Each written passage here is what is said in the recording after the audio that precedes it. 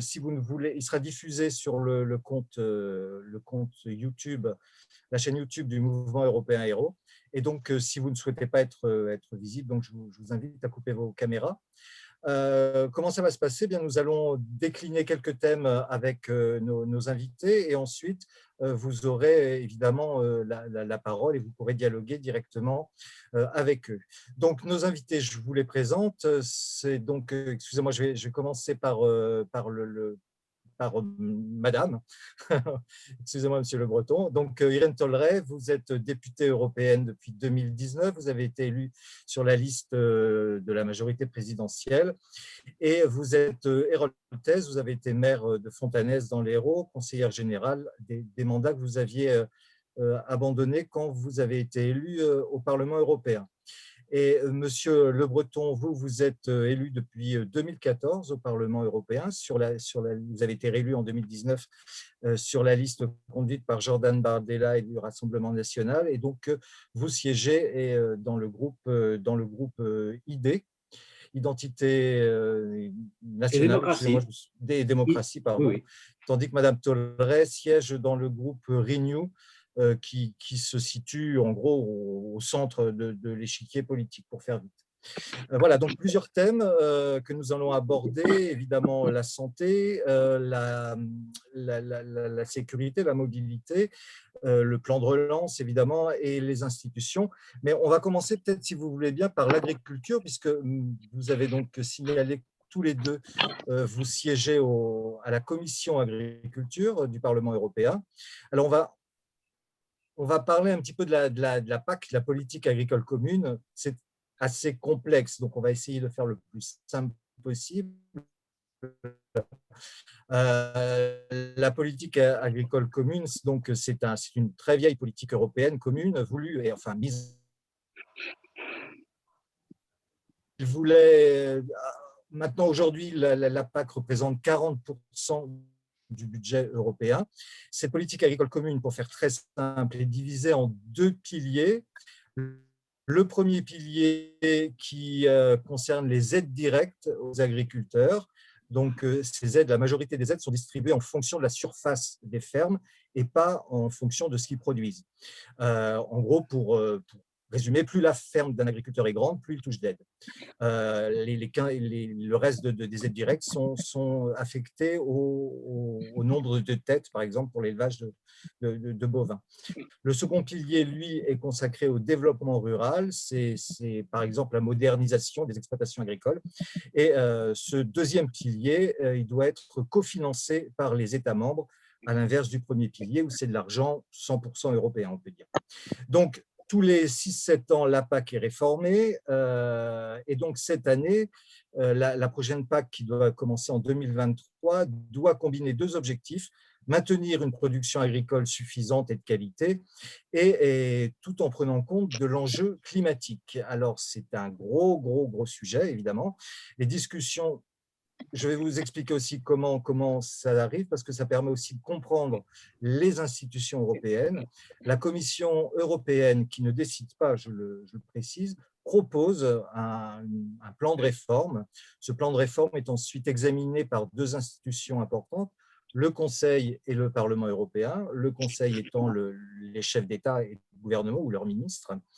Ces deux institutions révisent la proposition de la Commission, et ensuite, tout ce petit monde se retrouve au sein de trilogues pour essayer de définir une position commune. Alors, ça dure toujours très longtemps. Les discussions autour de la réforme, ça fait plusieurs mois déjà qu'elles sont engagées. Et une des questions épineuses et qui divise en ce moment un petit peu le monde agricole, ce sont les écorégimes. Ce sont des paiements qui vont récompenser des pratiques vertueuses en matière écologique. Donc, ces écorégimes font partie du premier pilier. Et alors, il y a l'enjeu qui est sur le financement de ces écorégimes. Les eurodéputés réclament que dans le budget européen, les États membres qui contribuent au budget, eh bien, consacrent au moins 30% des paiements pour ces éco-régimes aux agriculteurs. Mais du côté des États, du Conseil, eh bien, on est un petit peu réticent à débourser 30% et on propose un seuil minimal de 20% en laissant la possibilité à chaque gouvernement de rajouter s'il le souhaite. Alors, cette proposition fait un petit peu bondir parce que certains parlent de renationalisation de l'agriculture, à savoir que les parlements nationaux et les gouvernements auront leur mot à dire, mais surtout au niveau de la volonté de verdissement, certains, notamment à gauche et chez les écologistes, trouvent que du coup, ça va pas, c'est un peu de l'eau tiède, puisque de toute façon, ça va être les États membres qui vont choisir les projets et ces éco-régimes sont optionnels chez les agriculteurs. Donc, un de vos collègues, M. Andrieux, d'ailleurs, assez amer sur ce sujet de l'éco-régime, avait dit, lui, il pense que c'est la dernière PAC qu'on signera au niveau européen. Alors, M. Le Breton, est-ce que vous aussi, vous partagez cette analyse d'Éric Andrieux? Il va un peu fort quand même, Oui. mon collègue Andrieux. Non, non, moi je ne peux pas dire ça, je n'en sais rien, personne n'en sait rien. Moi je trouve que cette PAC, elle est quand même intéressante de mon point de vue, justement parce qu'elle prévoit un instrument nouveau qui sont les plans stratégiques nationaux. Et ça va apporter, je pense, beaucoup de souplesse dans les rouages. Ce qu'on reprochait à la PAC, qui avait des qualités, mais qui avait des défauts aussi, c'était sa trop grande rigidité. Et les plans stratégiques nationaux, ça permet à chaque État d'adopter le cadre agricole commun aux spécificités nationales. Et ça, je pense qu'on ne peut pas être contre une telle philosophie. Alors, c'est ça qu'on appelle parfois la renationalisation de la PAC. C'est un terme un peu excessif, mais en effet, ça donne un peu plus de pouvoir aux États. Et moi, je suis favorable à cette souplesse-là. Mais cela dit, ça n'est pas pour autant qu'on renonce à l'objectif environnemental. Hein. Les éco-régimes, vous l'avez souligné, ça va être quelque chose quand même de très important. C'est acté, hein. On ne va pas y renoncer. Et tout le débat dans les trilogues est de savoir justement si on va être plus ou moins exigeant ou si on va laisser plus ou moins de marge de manœuvre aux États. Mais on est en pleine négociation. Hein. Moi, je fais partie de l'une des équipes de trilogue. On va encore y passer la journée de mardi, dans 2 jours, toute la journée, hein, pour négocier avec le Conseil. Et effectivement, les lignes de front, c'est celles que vous avez décrites. Les représentants du Conseil essayent de donner un maximum de souplesse aux plans stratégiques nationaux et le Parlement essaye, lui, quand même de cadrer au maximum. Madame Tolleret, est-ce que justement cette souplesse que l'on va donner aux États membres, est-ce que c'est une bonne chose? Est-ce que vous trouvez, vous, que s'il y a de la souplesse, justement, ou bien est-ce que c'est quelque chose de normal de partager avec les États membres, de partager la décision? On ne vous entend pas. On vous entend pas. Couper le micro, j'ai coupé le micro. Oui, cette réforme de la PAC, elle n'est pas tombée du ciel. En fait, elle vient parce qu'il y avait des énormes critiques sur l'ancienne politique agricole commune. Et les critiques sur l'ancienne politique agricole commune, c'était la taille unique ne marche pas. Nous n'avons pas une agriculture en Europe, nous avons des agricultures, du pastoralisme méditerranéen aux fermes-usines aux Pays-Bas, des fleurs aux Pays-Bas à des betteraves en Pologne. Nous avons des agricultures avec des nombres d'agriculteurs, des économies très différentes. Et donc, comment avoir une politique agricole qui soit commune et qui, en même temps, permette d'accompagner des gens qui ont un point de départ très, très différent vers le même objectif. Donc, le principe de ces plans stratégiques nationaux, c'est tout simplement de laisser la possibilité sur certains sujets d'avoir une modulation nationale, mais cette modulation ne va pas être faite sans consulter les autres États membres. Il y a par exemple quelque chose qui est très bon pour l'environnement, qui est la rotation des cultures. Il est évident qu'il ne va pas y avoir une rotation des cultures à 2 ans en France et une rotation des cultures à 6 ans en Pologne. Les 27 ministres de l'agriculture se rencontrent dans un format qui s'appelle le AgriFish. Et donc, quand ils seront sur les définitions de ces fameux éco-régimes, ils les feront ensemble. Sur la modulation environnementale de ces éco-régimes, elle est très bonne. je tiens à dire que dans l'ancienne PAC, un agriculteur qui ne respectait pas les impératifs environnementaux risquait de perdre 30% de son revenu. Avec la nouvelle PAC, non seulement il perd 100%, mais il part avec en acquis un revenu qui est diminué, on va dire, de 25%, c'est-à-dire des éco-régimes. Et moi, j'aimerais bien savoir qui, autour de ce Zoom, est tout à fait d'accord pour qu'on l'ampute tout de suite maintenant de 25% de son salaire pour les lui rendre dans un an, une fois qu'il aura prouvé qu'il fait des choses bonnes pour l'environnement. Donc, on est sur une profession agricole qui a poussé cette réforme. C'est une réforme qui est bonne sur l'environnement et il ne faut pas se mentir. C'est une réforme qui est ambitieuse et effectivement, ça change beaucoup de choses. On va mesurer les résultats et non plus les moyens. Donc, et puis, je vais même aller plus loin. C'est la réforme que nous avons collectivement votée. Nous avons le même vote avec Monsieur Le Breton sur cette réforme, comme quoi il y a des fois nous pouvons être d'accord sur dès que la vie des agriculteurs et leur revenu est en jeu. Alors, si j'ai bien compris, cette réforme, elle est encore en discussion. Et quand vous serez tombé d'accord, il faudra donc la voter en séance plénière pour l'adopter définitivement. Monsieur Le Breton, vous suivrez ce même vote, vous approuverez de toute façon, quel que soit le compromis avec les États? Ah bah, écoutez, on ne peut quand même pas s'engager à ce point. Je ne peux pas dire quel que soit le compromis, mais comme je participe aux négociations, j'espère que nous allons arriver, oui, à une solution acceptable. Et donc, je pense que nous voterons en faveur de cette réforme. Je l'espère en tout cas, parce que si on était amené à voter autrement, ça voudrait dire qu'il est sorti des choses épouvantables de cette négociation. Et je ne crois pas que ça en prenne le chemin. C'est très, très difficile, vous savez. C'est un trilogue très, très difficile. Je n'ai jamais vécu de plus difficile que celui-là depuis 7 ans. Mais depuis la dernière séance, je trouve qu'on a progressé d'un seul coup. J'ai l'impression que la présidence portugaise, voyant que son mandat s'achève, voudrait quand même finir sur une bonne note. Et voilà, c'est mon sentiment.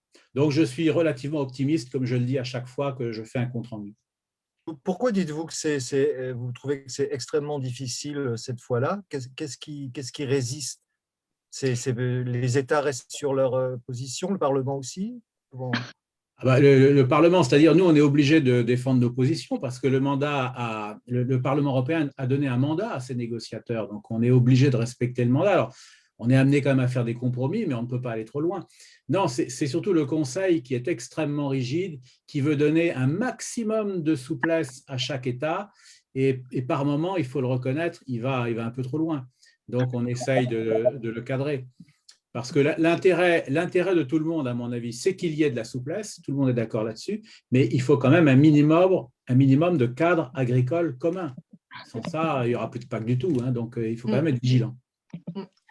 Pour prendre la balle sur cette technicité et qui fait que les choses sont difficiles, parfois les exemples concrets aident.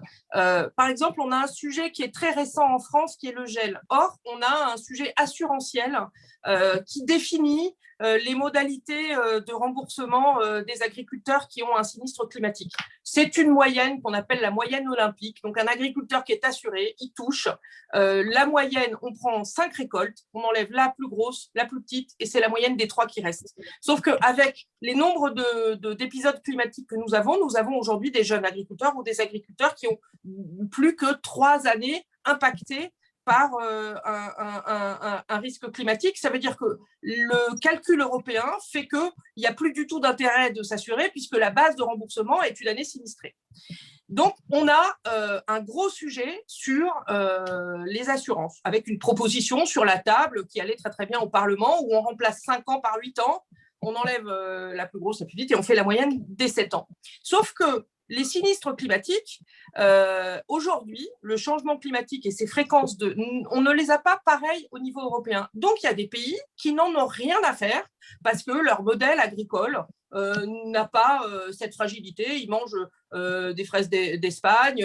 Typiquement, on a certains pays au nord dont l'agriculture est essentiellement de la forêt. Voilà. Donc, eux, la formule des assurances, ils n'en ont rien à faire. Et donc, comme on est sur cette négociation en cours, et bien, il va y avoir des États membres qui vont dire « Non, mais moi, j'en ai rien à faire, on reste sur 5 ans, et moi, ce qui m'intéresse, c'est qu'on fasse ça, par exemple, sur les forêts. » Donc, cette réforme, elle est particulièrement compliquée parce que, d'un côté, on va avoir une liberté au niveau des États membres, et cette liberté, elle est encadrée quand même par des textes européens. Et donc, les États membres qui voient la liberté, eh ben, ils peuvent dire finalement, moi, les assurances, je lâche. Donc, effectivement, on est sur des allers-retours à la semaine où on a l'article des assurances qui était bon et puis qui est plus bon.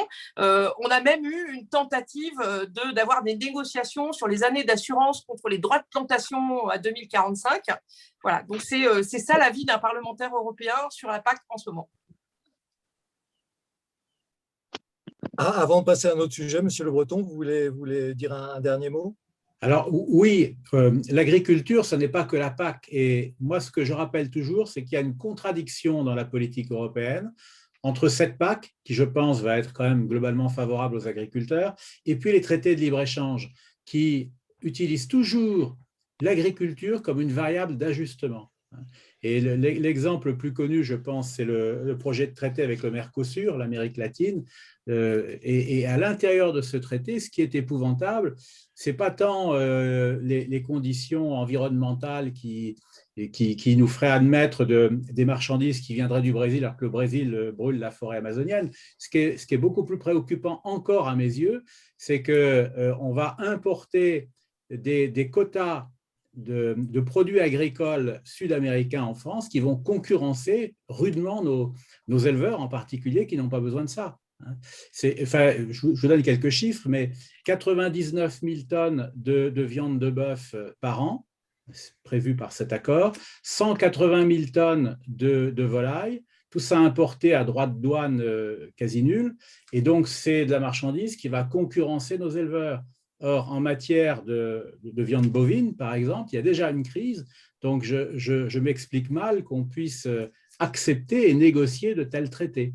Alors, en réalité, le fait est que l'agriculture est sacrifiée, en particulier l'agriculture française, au profit d'autres produits qui, eux, auraient vocation à être exportés dans ces pays. Et je pense, par exemple, aux automobiles allemandes. Et ça, c'est un vrai problème. Ces traités de libre-échange sacrifient presque toujours notre agriculture. Alors, je vais rajouter un petit mot sur les traités de libre-échange. Je suis complètement d'accord sur le Mercosur. Voilà, y a pas, et je vais même plus loin. Je crois qu'il y a en parallèle des négociations de la PAC, il y a un texte commun de prise de position justement sur le fait que les produits agricoles doivent être traités de manière différenciée dans les accords de libre-échange, et particulièrement qu'on arrête avec les équivalences ou les clauses miroirs. C'est-à-dire qu'il faut qu'un produit soit fait exactement de la même façon. Voilà. Et ça, aujourd'hui, on n'y est pas. Je pense qu'on apprend en marchant, mais là, il y a très clairement un gros os. Et je crois que la France a dit d'ailleurs qu'elle mettrait le veto sur le Mercosur. Voilà. Bien. Alors, un autre sujet d'actualité, la santé. Alors, la santé, évidemment, c'est vaste. On ne va pas des polémiques, est-ce que ça va moins vite, plus vite que chez les autres et ce genre de choses. Tout le monde connaît les difficultés que l'Union européenne traverse, mais également, il ne faut pas l'oublier aussi, les succès. Toujours est-il que la question se pose. Pour le moment, la santé est ce qu'on appelle une compétence d'appui dans l'Union européenne, c'est-à-dire que l'Union européenne vient vraiment au dernier moment dans la prise de décision sur le sujet de la santé. Donc, question à tous les deux, est-ce qu'il faut que la santé devienne une compétence partagée, voire exclusive de l'Union européenne?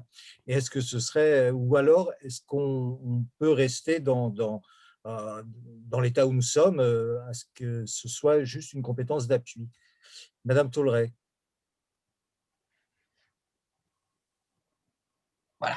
Donc, pour moi, le programme de santé européen EU for Health est vraiment un programme qui est très important. C'est un peu la leçon de cette crise pandémique. Elle nous a renvoyé un petit peu à la figure ce qui allait bien et ce qui allait mal, plutôt ce qui allait mal. Si effectivement on n'a plus d'usines pour produire des médicaments ou des masques en Europe, ça ne marche pas. Et c'est grâce à l'Union européenne que des financements ont été mis et qu'au jour d'aujourd'hui, il y a 53 usines qui produisent des vaccins en Europe.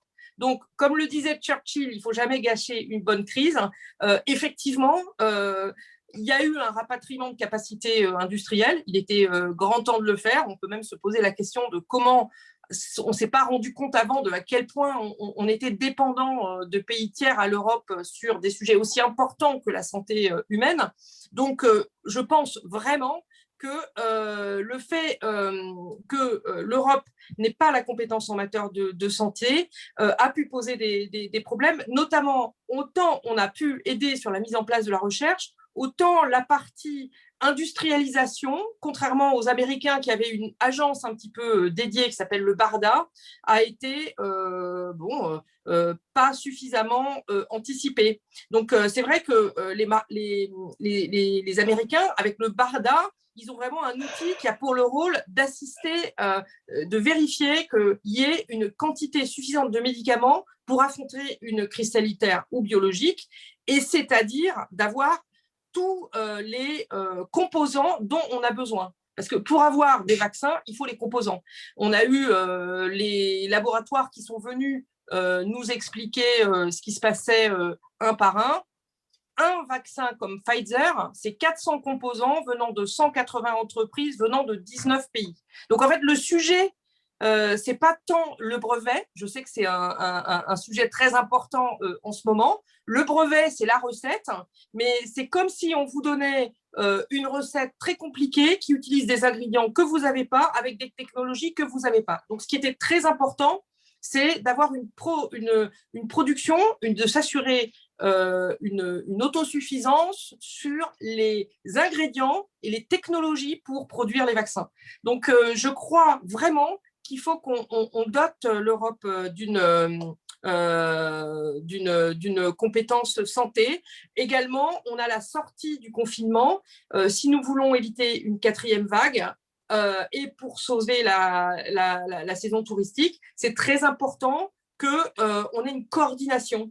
Pour ceux qui ont voyagé entre différents pays, en ce moment, c'est un peu compliqué, pour le dire pudiquement. Donc, le certificat vert numérique, c'est une réponse qui est très attendue pour le secteur touristique. Et je dois avouer, je pose la question à Gilles Le Breton, je ne comprends pas pourquoi vous avez voté contre cette position, parce que cette coordination sanitaire, comment est-ce qu'on peut en sortir s'il n'y a pas quelqu'un qui coordonne ? Ah, alors, vous me donnez la parole, c'est parfait. Moi, je distinguerais deux choses en matière de santé. D'une part, les industries pharmaceutiques et d'autre part, la politique de santé plus générale. En ce qui concerne les industries pharmaceutiques, je pense en effet qu'il faut rapatrier en Europe la production des médicaments, des vaccins qui sont nécessaires à la santé de la population. Malheureusement, c'est aussi en partie à cause de la politique de l'Union européenne qu'on a expatrié toutes ces industries. On n'a pas fait attention parce que l'Union européenne est sacrifiée trop à la mode de l'ultralibéralisme et a laissé tranquillement le jeu du marché s'opérer et donc aller implanter des usines là où la main-d'œuvre, notamment, était la moins chère. C'est assez affreux ce qui s'est passé. Donc, l'Union européenne est très fautive sur ce qui nous est arrivé. Donc, il est normal maintenant que, compte tenu de la crise que nous avons tous constatée, on rectifie le tir. Donc, ça, oui au rapatriement des industries pharmaceutiques. En revanche, en ce qui concerne la politique générale de santé, ce que nous avons vécu me laisse penser qu'il faut en rester à une simple compétence d'appui. Là, on a essayé d'aller plus loin.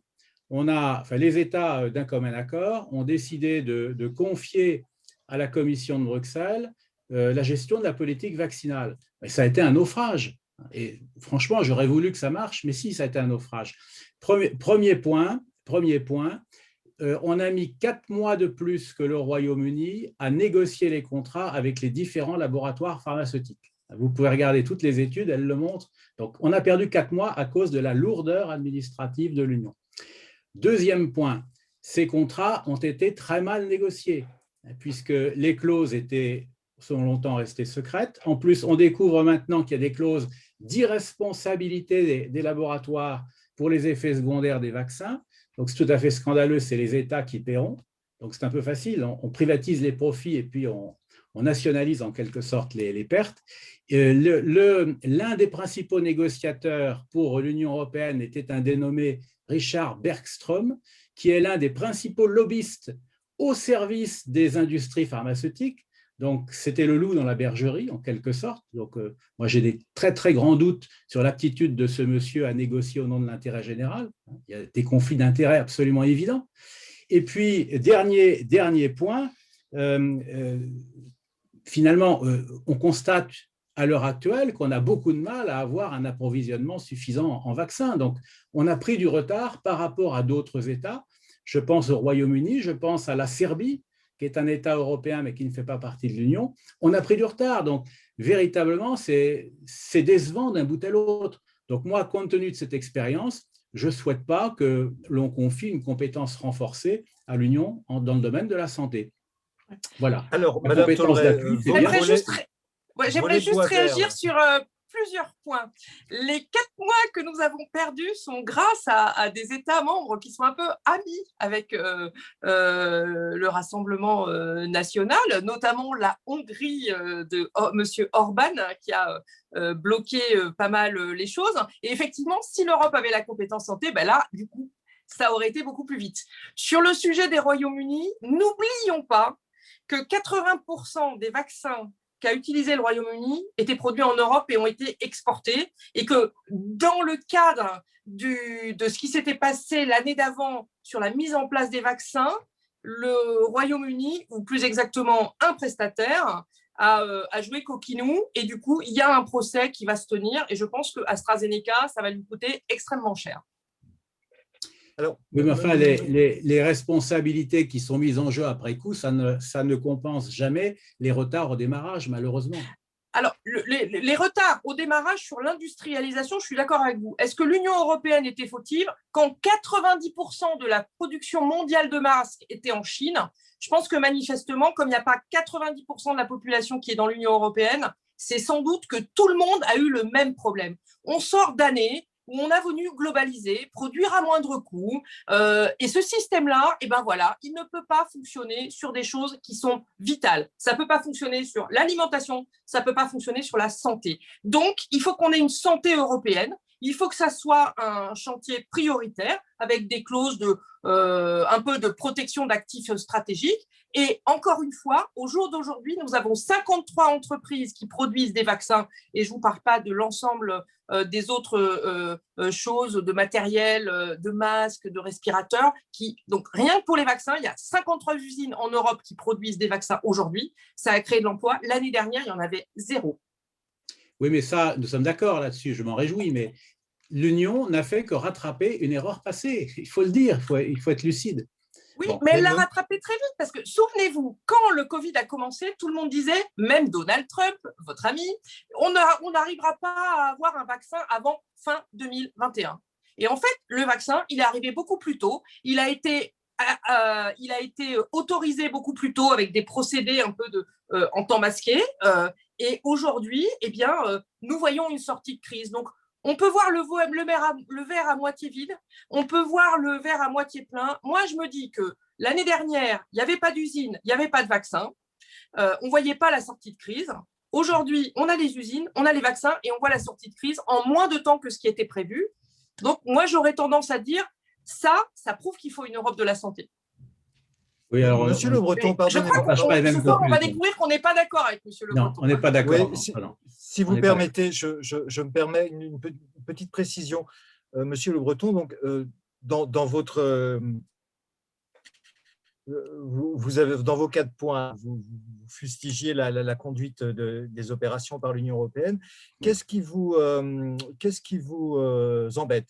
Est-ce que c'est, pour vous, ça n'a pas marché parce que c'était le système communautaire qui était à la manœuvre, ou bien le système communautaire pouvait très bien le faire, mais ce sont des incompétents qui étaient à leur tête, quelque part.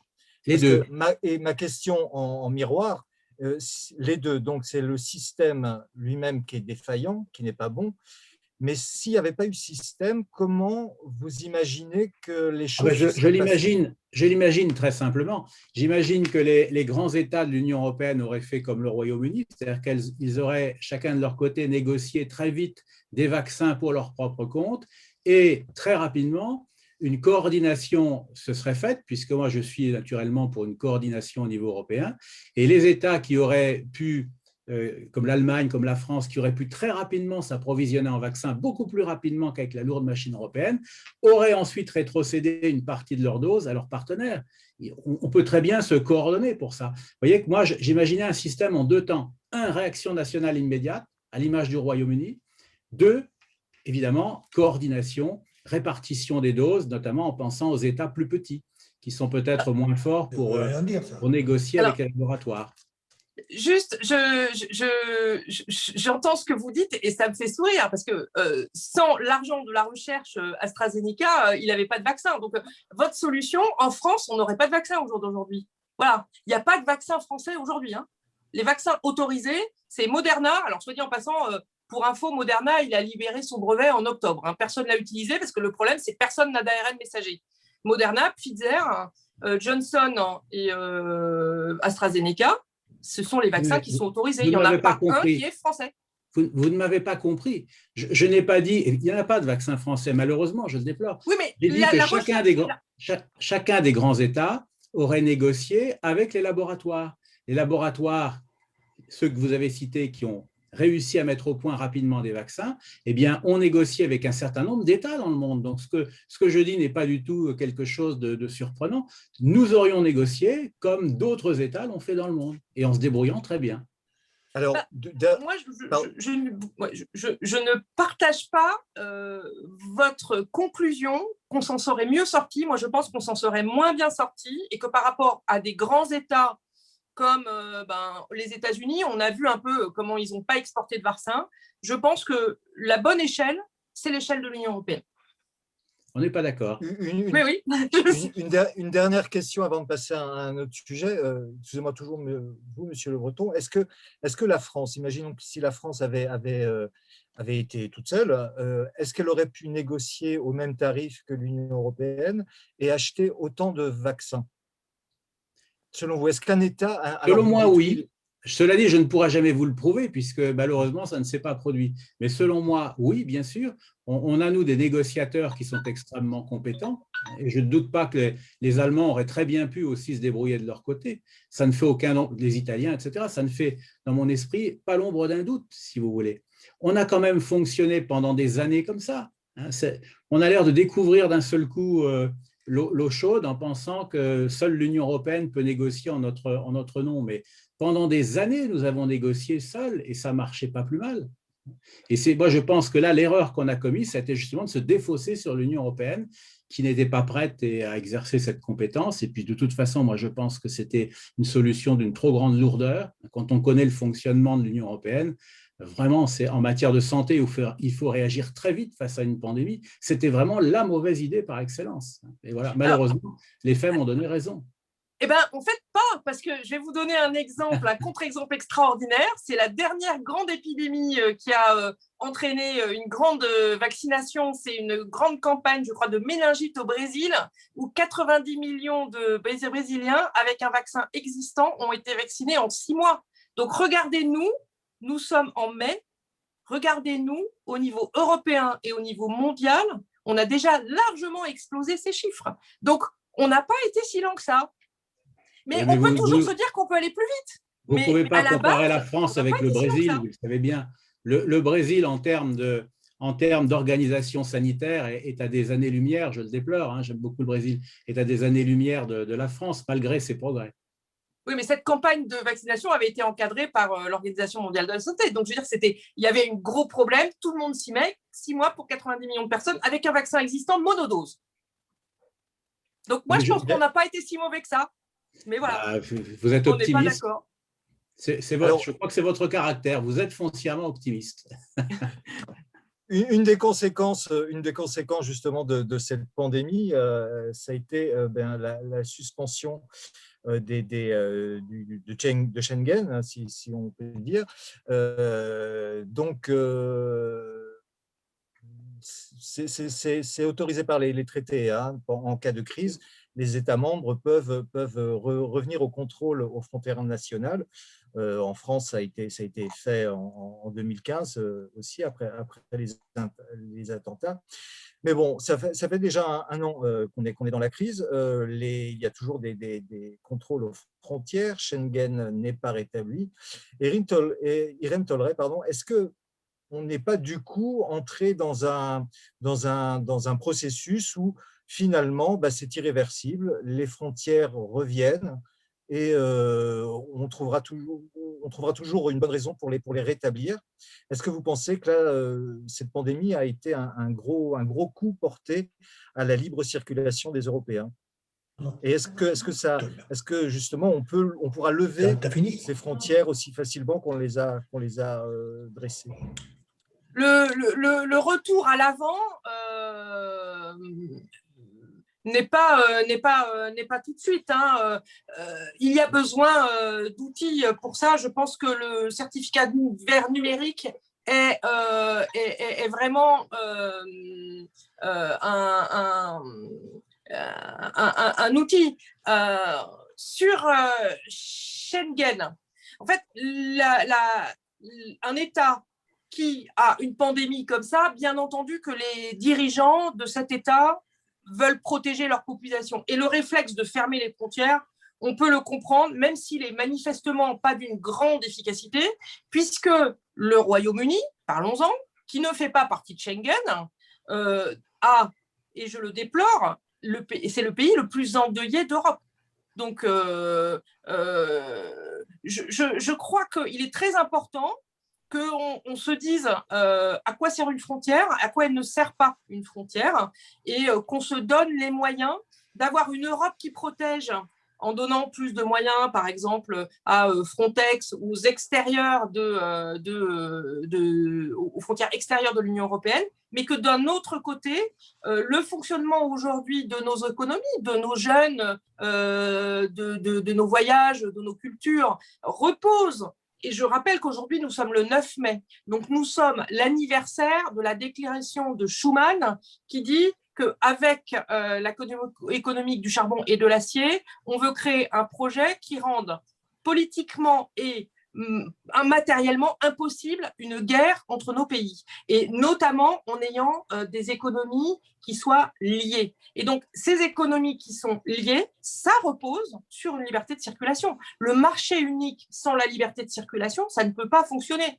Donc, Schengen s'est pris, et je déplore ce qui s'est passé, mais on n'avait jamais eu une pandémie comme ça, et il faut que tous ensemble, on trouve la sortie, et je pense que l'Europe de la santé, et ça va très loin, derrière le certificat vert numérique, on va peut-être pouvoir avoir une carte vitale commune qui permet, quand on est malade, d'éviter de faire des papiers dans un pays ou l'autre, et qu'on aille vers une Europe de la santé, me semble, complémentaire pour que Schengen soit à nouveau fonctionnel.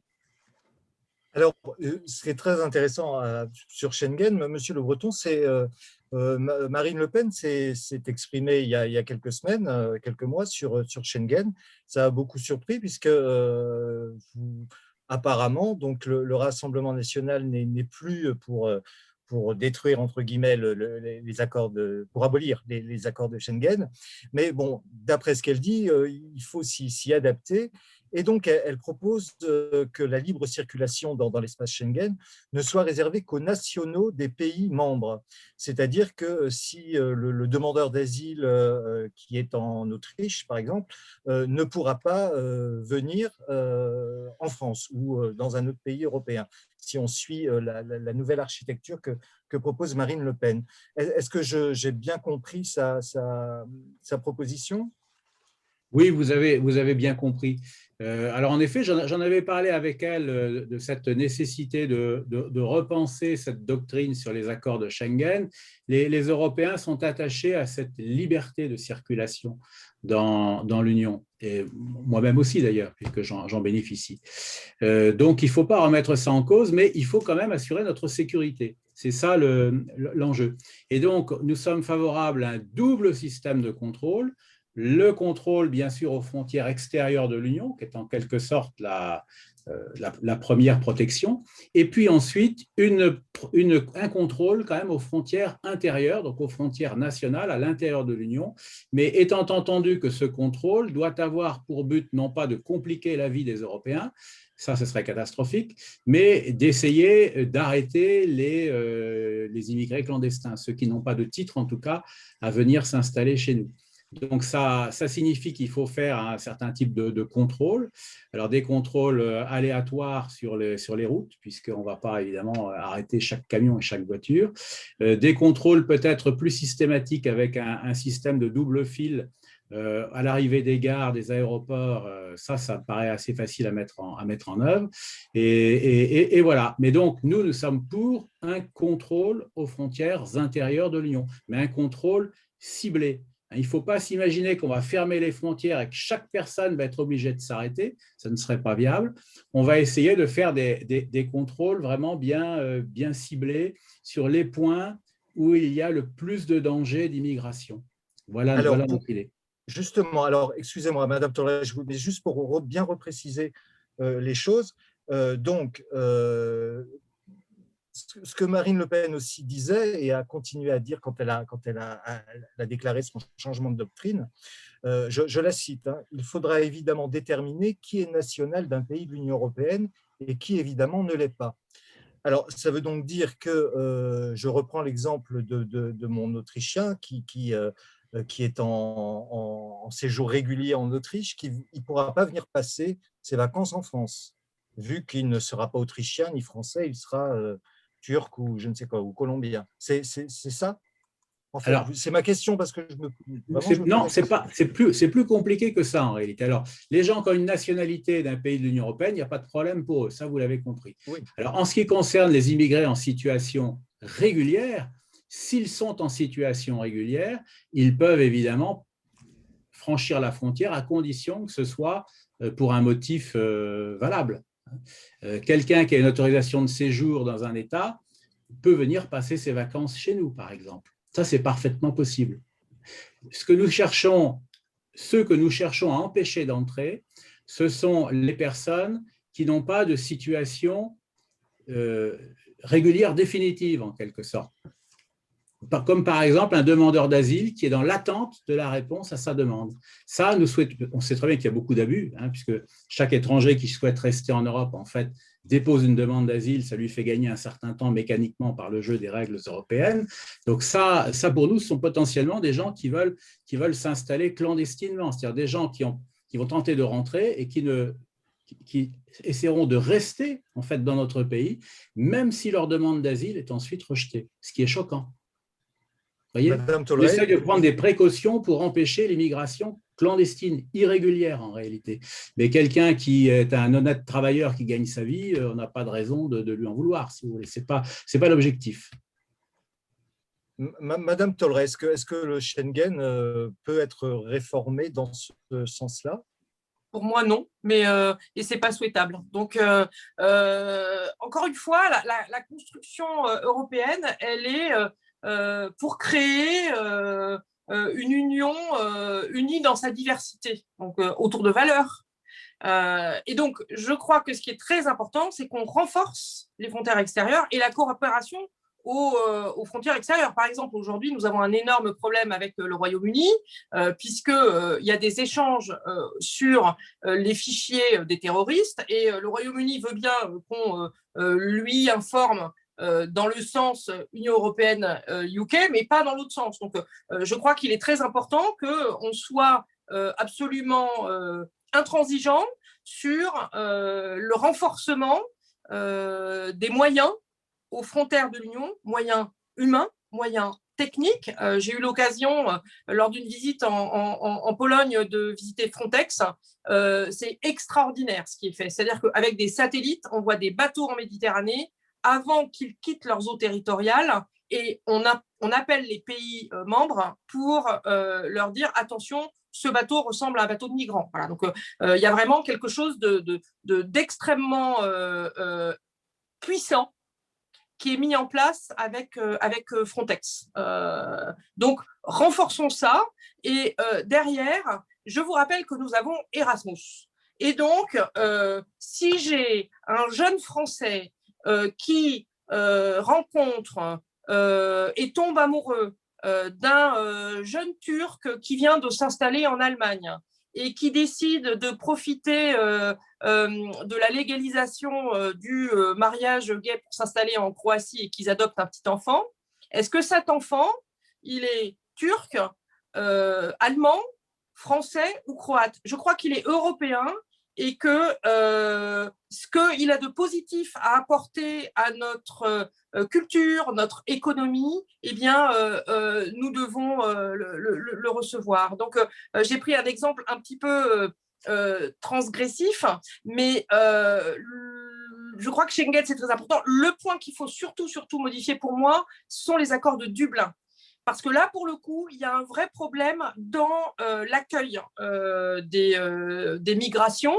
Et ce problème de la justesse, entre guillemets, dans l'accueil des migrations est quelque chose qui va continuer à se poser avec le changement climatique. Voilà. Donc, il me paraît vraiment important qu'on réforme Dublin, ce qui permettra d'ailleurs à l'Espagne, la Grèce ou à l'Italie de ne pas laisser filer les clandestins, parce qu'on ne peut pas avoir que 3 pays qui accueillent l'ensemble des flux migratoires. Oui, alors moi, je ne suis pas du tout d'accord avec cette proposition. Moi, je suis pour l'accord de Dublin qui responsabilise les pays de premier accueil, puisqu'avec Dublin, c'est le pays européen qui reçoit le migrant qui en a la charge, en fait, la responsabilité. Et ça responsabilise les pays. Si on commence à aller vers le chemin qui est voulu par le président Macron et par d'autres dirigeants d'ailleurs, et qui consiste à répartir de façon obligatoire les migrants entre les 27 États membres, c'est une formidable source de déresponsabilisation. Et puis, ça n'est pas une solution. Enfin, moi, je partage quand même votre avis sur un point que vous avez dit, c'est que nous sommes à la veille de grandes migrations. Ça, c'est vrai, je le crois. C'est lié à toutes sortes de choses, notamment à des problèmes climatiques. Et donc, il faut nous y préparer. Il ne faut pas nous préparer à recevoir des millions de gens qui vont fuir leur pays pour des raisons qu'on peut comprendre par ailleurs. Il faut véritablement avoir une autre politique, c'est émettre un signal clair qu'on ne peut pas recevoir toute la misère du monde. Sans ça, nous allons être submergés.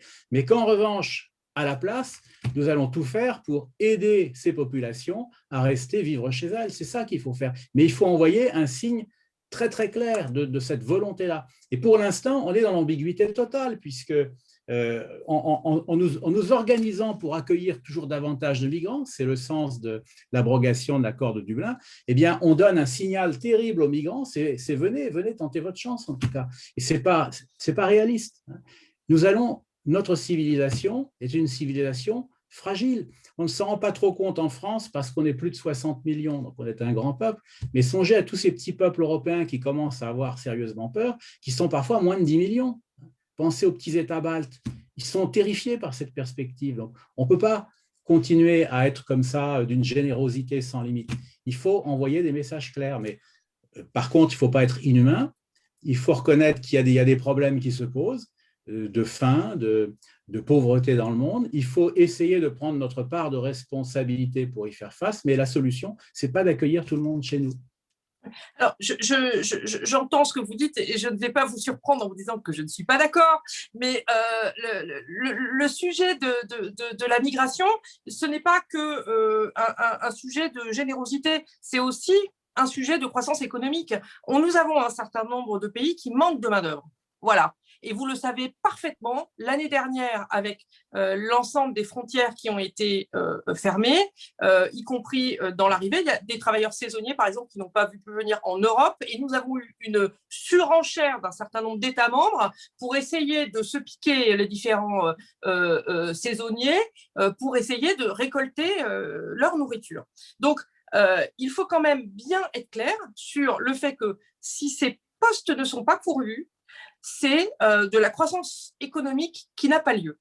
Donc, la migration, le côté de dire c'est de la générosité, non, ça fait partie des politiques publiques que nous devons assumer, parce que le changement climatique, la guerre en Syrie, c'est des choses qui se passent. Et par contre, la façon dont l'Union européenne doit les faire, il me semble que Dublin aujourd'hui, il y a quand même une hypocrisie. C'est-à-dire qu'on a des définitions communes sur l'asile, et une fois qu'il est asile, eh bien, derrière, il peut aller dans un pays, et le pays, quand il le renvoie, sur le premier de pays d'atterrissage.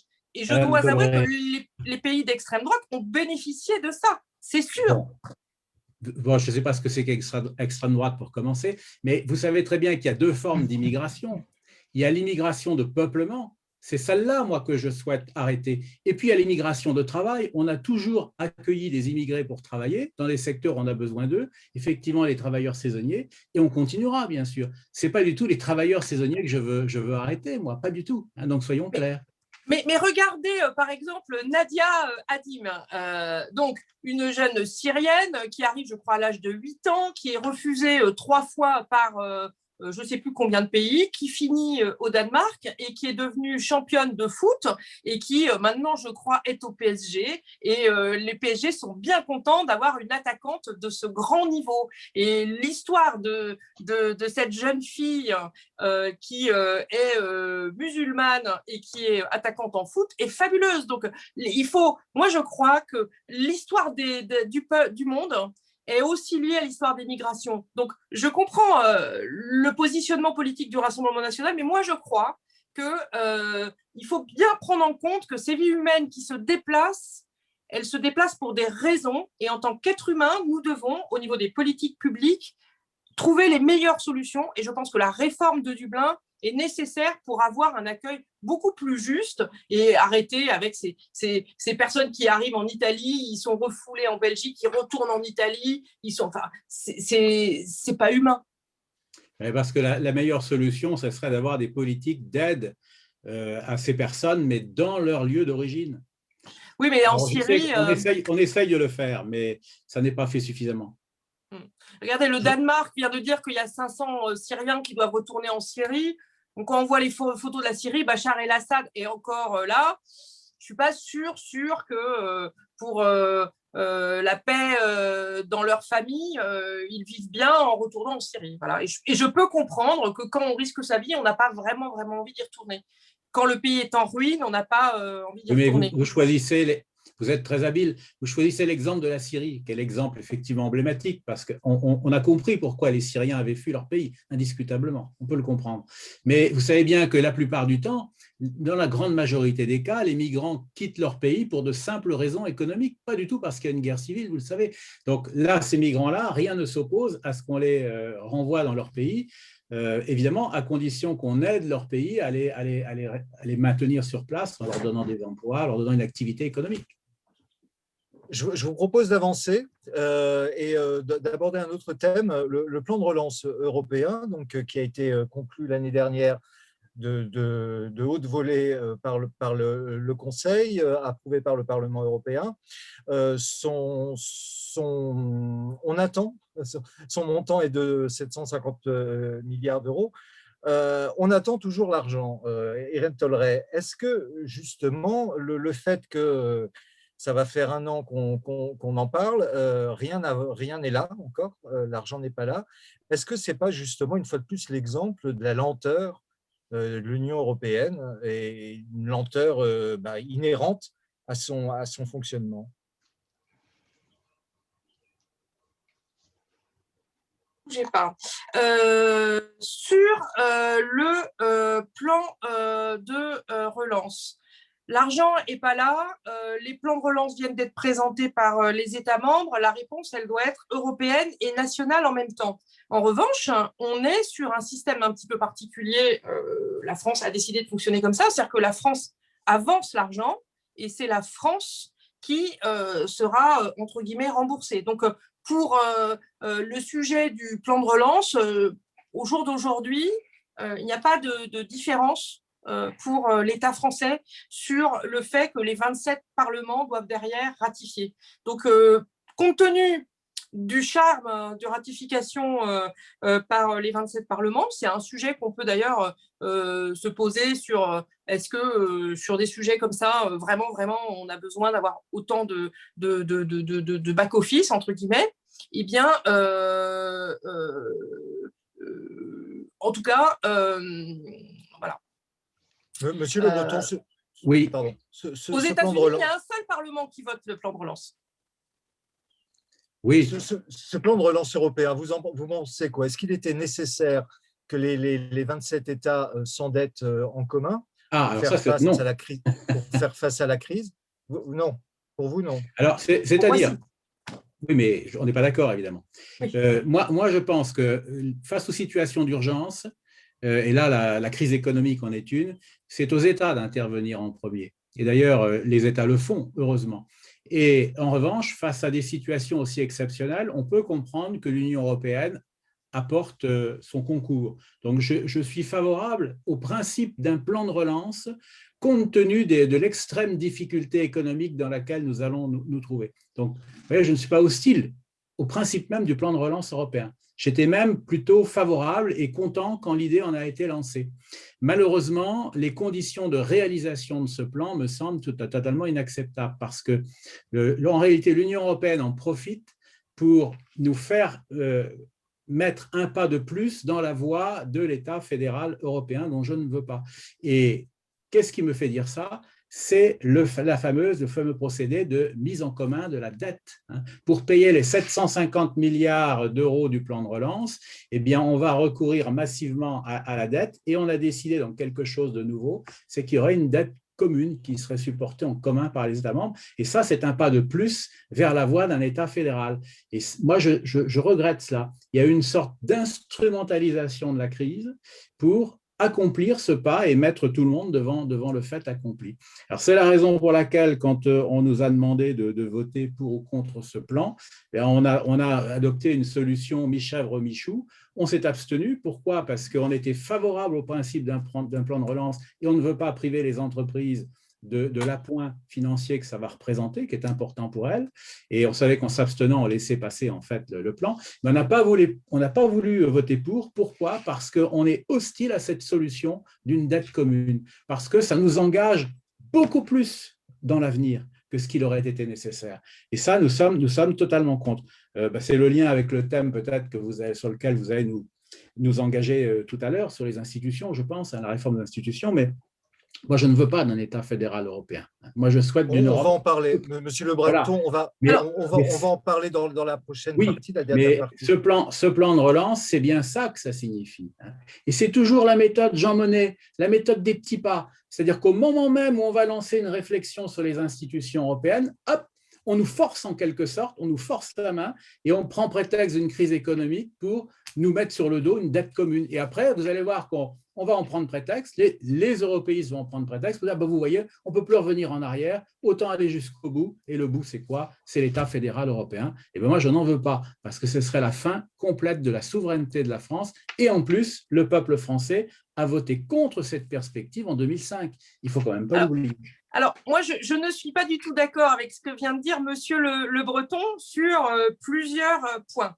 Tout d'abord, face à la crise économique, le fait de s'endetter pour relancer l'économie, c'est connu dans l'histoire économique mondiale, ça s'appelle le New Deal, et ça a permis de créer la croissance économique qui a permis de développer pas mal d'emplois aux États-Unis à l'époque.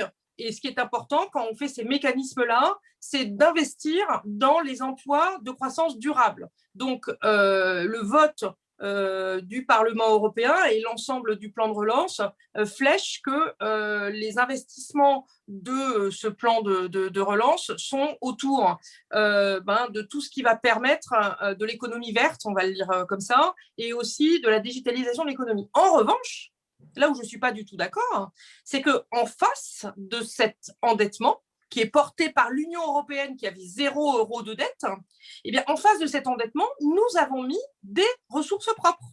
Donc, la contribution sur les plastiques à partir de 2021, le système d'échange de quotas d'émissions à partir de 2023, qui pourrait être lié à un mécanisme d'ajustement des émissions de carbone aux frontières. depuis le temps qu'on importe des trucs qui polluent, c'est intéressant de mettre en place ce mécanisme et que l'argent de ce mécanisme finance le remboursement du plan de relance. Une taxe numérique à partir de 2023 et une taxe, une ressource propre basée sur la taxe sur les transactions financières. Donc moi, ce plan de relance, il est historique, il permet de réindustrialiser l'Europe, il permet de créer des emplois qui sont plus durables, regardez par exemple le plan hydrogène de l'Europe. Derrière, on a Airbus qui travaille sur un avion à hydrogène. Derrière, on a des bus à hydrogène. On voit le développement des voitures électriques en Europe. C'est l'effet du plan de relance, c'est déjà là. On est déjà en train de le vivre, même s'il n'est pas encore ratifié. Et ça va s'amplifier, bien entendu, avec la sortie de crise dans les prochaines années. Alors, Madame Tolleret, pardon, il y a une question là qui vient de surgir. Les premières aides sont allées à l'automobile et l'aviation. C'est ça l'économie durable? Mais pas du tout. Les premières aides n'ont pas été. Les premières aides, elles ont été sur l'ensemble. Alors, par exemple, on a sur l'isolation des bâtiments. Voilà. Effectivement, il y a eu un plan spécifique sur l'automobile et un plan spécifique sur l'aéronautique, compte tenu du nombre de destructions d'emplois. Les personnes qui vont perdre leur emploi, bien entendu, qu'on met des plans spécifiques pour accompagner que personne ne soit sur le bord du chemin. Mais bien entendu que l'ensemble du plan de relance, on a par exemple, on refait la cathédrale, un théâtre à Clermont-Lérault qui va permettre d'avoir des activités touristiques, on a des investissements dans des entreprises de bornes de recharge rapide, on a beaucoup ça fait depuis l'année dernière qu'on flèche les entreprises qui étaient en croissance avec des investissements pour les accompagner pour aller plus vite. Parce qu'un des mécanismes importants de ce plan de relance, c'est qu'on a mis beaucoup de flexibilité pour… Généralement, l'Europe était un peu rigide. On faisait un dossier et on pouvait commencer à être financé qu'une fois qu'on avait le coup de tampon. Ça pouvait prendre des mois, ce coup de tampon. Sur tous les mécanismes du plan de relance, on s'est laissé des flexibilités à partir d'une date qui est en février 2020. Donc, on s'est donné tous les outils pour aller le plus vite possible, le plus fort possible, avec derrière aussi des dispositifs sur la formation. Parce que les personnes qui perdent leur emploi n'ont pas forcément la formation pour l'emploi qui va être créé. Et tout ça, c'est géré au niveau national, avec des appels à projets sur plan de relance, régional avec les régions, et après départemental avec les secrétaires départementaux à la relance. Madame et Tolleret. avec autour de la table tous les partenaires sociaux, 2 associations environnementales. Madame Tolleret, vous nous montrez toujours que l'aspect aimable des choses, mais moi je vais vous citer un chiffre qui est terrible, c'est ce que ça va coûter à la France, ce plan de relance. Parce que dans un premier temps, ça nous apporte 40 milliards d'euros, bon, dont acte, mais nous allons rembourser au titre de la solidarité européenne 67. C'est la presse économique française qui confirme le chiffre. Donc, c'est terrible. Donc, on signe pour un plan européen qui va nous rapporter 40 milliards d'euros, mais nous allons rembourser 67 milliards.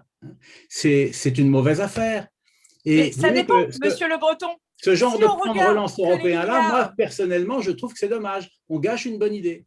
Eh ben, parce que le truc qu'il y a, c'est qu'un emploi sur 8 en France est lié à l'économie européenne. Donc, si on n'a pas… Parce que le plan de relance en France, c'est le plan de relance dans tous les pays. Donc, si on a tous les pays qui redémarrent en même temps…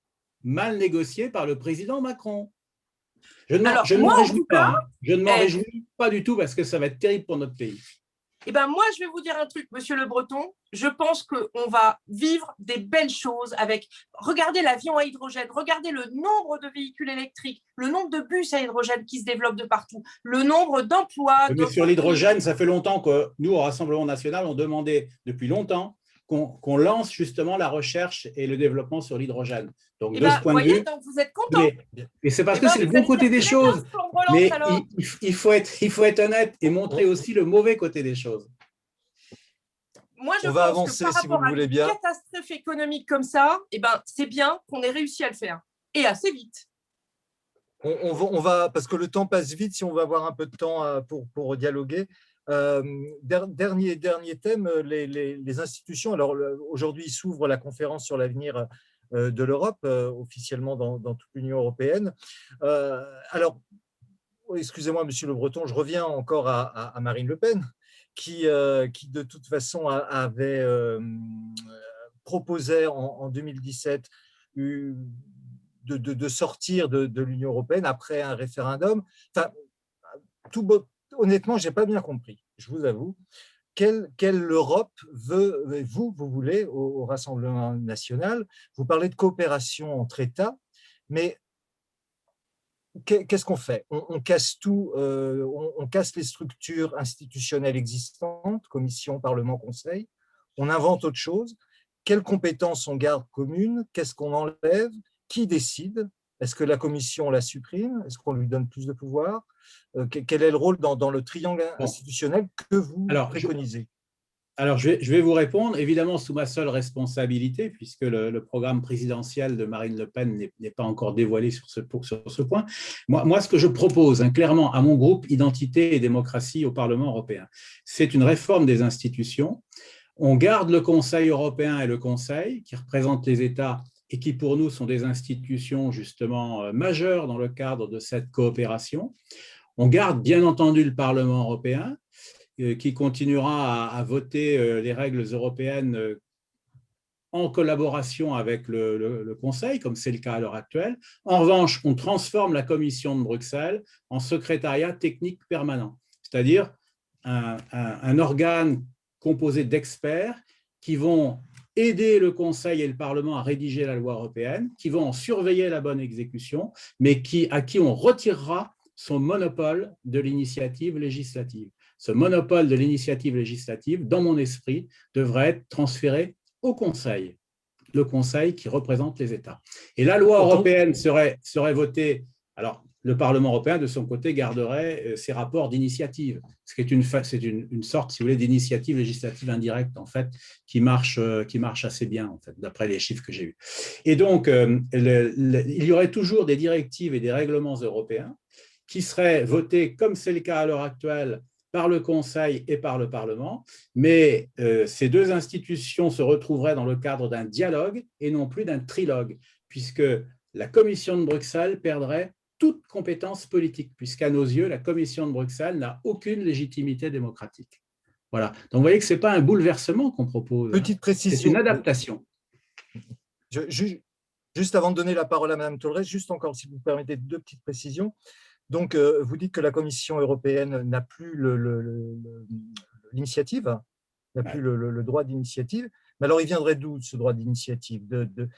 Si vous dites que le Parlement européen, le Conseil, et pas le Parlement européen, il n'aurait pas le même droit que… Parce que si on reste au modèle actuel… Oui, mais parce que…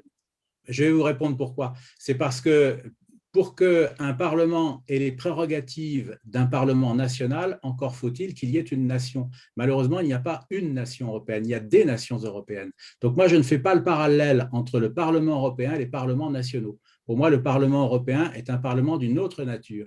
C'est le garant d'une association d'élus à la coordination des États. Mais ça n'est pas le représentant d'une nation européenne qui n'existe pas, il faut le dire quand même, il faut être honnête. Si vous interrogez les gens, ils disent « je suis allemand, je suis italien », ils ne disent pas « je suis européen ». En tout cas, s'ils le disent, c'est en second lieu seulement. Donc, vous voyez, ce n'est pas un signe d'appartenance fondamentale. Voilà, c'est la raison pour laquelle moi, je milite. Alors, peut-être que je ne vais pas réussir à convaincre mon groupe, mais je milite pour confier le monopole de l'initiative législative au Conseil. Mais si on est tout à fait honnête, ça ne retire pas en fait toute capacité d'initiative au Parlement européen, puisqu'il conserverait ce qu'il fait à l'heure actuelle, les fameux rapports d'initiative.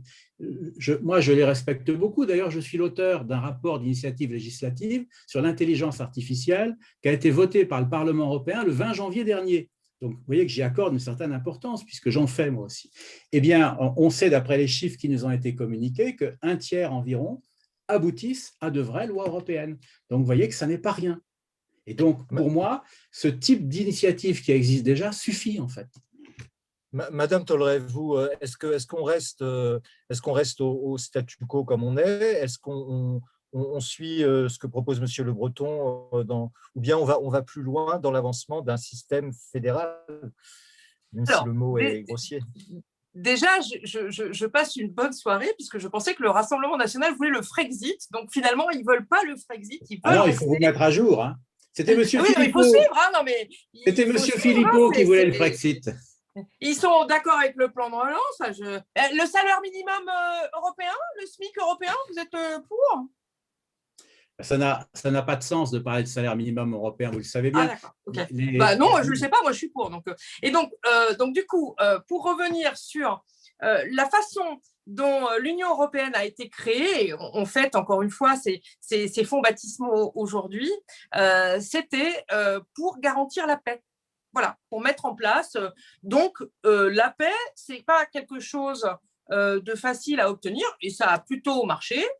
Mais donc, l'Union européenne, la façon dont on fonctionne aujourd'hui, c'est un peu lourd. Ce n'est pas typiquement agile. Et on voit avec la crise Covid-19, on voit aussi avec l'accélération de tout un tas de choses dans le monde, et ben que la notion d'être plus agile, c'est quelque chose de très important. Les défis transnationaux, le changement climatique, les flux migratoires, les pandémies, tous ces défis ne s'arrêtent pas aux frontières nationales. Donc, je pense que l'Union européenne est le bon niveau pour proposer des politiques pour y faire face. Par contre, je pense que l'Union européenne, au jour d'aujourd'hui, elle n'est pas assez agile. Donc, il est important que nous ayons le droit d'initiative. Je vais repartir du plan de relance. Le plan de relance, l'accord historique avec un endettement commun, il y a eu le vote du Parlement sur les recovery bonds, où M. Le Breton a oublié de nous dire que sa délégation a voté contre, mais maintenant, il trouve ça très, très bien. Et donc, on est en attente de la ratification des 27 parlements nationaux. Bon. Et si ce n'est pas ratifié par les parlements nationaux, on aura un problème. Par exemple, et donc, c'est les États-Unis, quand on compare, 1800 milliards d'euros, pouf, pouf, un seul Parlement, donc ça va beaucoup plus vite. Donc, c'est important que pour aller plus vite, on puisse donner de l'agilité à l'Union européenne. Donc, par exemple, le pouvoir d'initiative législative au Parlement européen, sortir de la règle de l'unanimité. Aujourd'hui, on a un sujet européen très important qui est le recul sur l'avortement. Voilà. Donc, est-ce que le recul sur l'avortement, c'est une valeur fondamentale? Et donc, est-ce que c'est partie du traité et donc c'est un vote à l'unanimité? Ou alors, est-ce que l'avortement, c'est une politique de santé? Parce que quand une femme n'a pas accès à l'avortement, désolée, mais en fait, elle fait un avortement illégal et ce n'est pas bon du tout pour sa santé. Donc, ces sujets-là, à un moment donné, de sortir de l'unanimité, c'est très important parce qu'aujourd'hui, il y a un certain nombre de sujets qui sont bloqués par l'unanimité. Également, on a un problème d'incarnation du projet européen puisque le président de la Commission n'est pas élu, effectivement. Donc, il est important qu'on travaille dans ce sens. Ce n'est pas un organe démocratique, de toute façon. Voilà. Et donc, il faut qu'on rende l'Europe plus souveraine. Mais je crois vraiment qu'en France, vu notre taille, il n'y aura pas de souveraineté en France sans une Europe forte et souveraine. Donc, je crois que nous devons, enfin moi en tout cas, ça sera ma contribution pour la conférence pour le futur de l'Europe, d'aller vers une Europe qui soit plus forte. Je vais donner un autre exemple, les géants du numérique. Le petit artisan qui travaille en France doit payer le moindre centime d'impôt en France. Les GAFAM utilisent l'ensemble des législations à leur disposition et facturent des milliards dans notre pays et ne payent pas d'impôts. Ce n'est pas normal parce qu'ils utilisent l'ensemble des infrastructures payées par les contribuables pour aller jusqu'aux consommateurs dans les livraisons. Oui. Donc, je crois que la taxe GAFAM, on a vu la France essayer de la mettre en place. Et qu'est-ce qui s'est passé? On a mis en place une taxe GAFAM et les États-Unis ont dit c'est simple, si la France met une taxe GAFAM, on va demander de baisser les prix d'autant. Et bien là, maintenant, la taxe GAFAM, elle se met en place au niveau européen, au niveau de l'OCDE. Et elle va se mettre. Donc, c'est le bon niveau. Enfin, Madame Tolleré, cette taxe GAFAM, moi, je suis pour. Pardonnez-moi, Monsieur Le Breton, vous répondez et après, on passe au public. Oui, la taxe GAFAM, je suis pour, mais enfin, on ne peut pas dire que c'est grâce à l'Union européenne. Alors pourquoi vous votez contre? Écoutez-moi, non, pas du tout. Je vous assure que non. Mais on ne peut pas dire que c'est grâce à l'Union européenne que cette taxe va se mettre en place. C'est tout simplement que le nouveau président américain, M. Biden, a changé la politique de M. Trump. Et ça fait notre affaire, tant mieux. Mais on était tributaire de ce point de vue du feu vert américain, vous le savez bien, puisque les GAFAM sont américaines par ailleurs. Voilà. Je pense que le fait qu'il y ait 450... Je voulais vous dire que ce qui m'a le plus choqué dans votre intervention… Qui dit non, le premier marché de consommation qui dit on va mettre en place une taxe, ça fait changer d'avis le président des États-Unis, Biden, parce qu'il n'est pas fou. Oui, ben c'est plutôt dans le sens inverse. Mais bon, mais peu importe. Mais ce qui m'a choqué dans votre exposé, c'est que vous avez dit que vous voulez plus d'agilité pour l'Europe. Et ce que vous appelez plus d'agilité, alors j'avais l'impression que j'étais d'accord avec vous. Puis d'un seul coup, j'ai réalisé que ce n'était pas du tout le cas, c'est le malentendu. Vous voulez en fait supprimer les votes des parlements des États membres lorsqu'ils sont encore nécessaires. C'est ça en fait votre agilité. Vous voulez éliminer le peu de pouvoir qui reste encore aux parlements nationaux, notamment pour ratifier certains traités. Alors, moi, je ne suis pas du tout d'accord. Hein. Ça dépend des sujets. Ça dépend des sujets. Déjà, les pauvres, ils sont consultés très rarement. Vous savez qu'ils s'en plaignent d'ailleurs. Hein. Ça sera un vrai sujet sur la conférence sur l'avenir de l'Europe. Les parlements nationaux se plaignent d'être vraiment trop laissés de côté. Et d'où vient la surtransposition française? Elle vient aussi des travaux législatifs des parlements nationaux. C'est-à-dire que la politique agricole commune, ou quand on a des règles où on va travailler sur des listes de pesticides ou des choses comme ça, les parlements nationaux, comme ils travaillent sur les textes européens, eh ben, ils rajoutent des choses. Et donc, la surtransposition, c'est un autre problème. Ça n'a rien à voir. Non, c'est le même problème, monsieur Le Breton. Ça n'a rien à voir.